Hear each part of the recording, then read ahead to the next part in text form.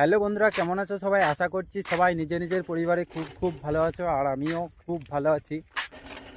তো বন্ধুরা, আমি এখন বেড়াতে এসেছি আমাদের নতুন রাস্তাতে। তো এই রাস্তাটা কিছুদিন হলো হয়েছে, আর আমি এসেছি, আর আমার সঙ্গে এসছে আমার এই ভাইপোটা। আর আমি রয়েছি একদম ফাঁকা মাঠে, মাঝ রাস্তাতে, মানে মাঝ রাস্তায় ফাঁকা মাঠে। আর তো আমরা দুজনে মিলে এখন বেড়াতে এসেছি। তো মাঠের ভিউটা দেখো, সুন্দর ভিউটা। তো খুবই সুন্দর ভিউ এখন মাঠের, কারণ এখন ফাঁকা মাঠ, কোথাও ধান নাই। আর এই কেবল বীজ ফেলছে, তো এখন ধান লাগাতে অনেকটা দেরি আছে। তো চলো, আজকে ভিডিওটা আর বড় করছি না।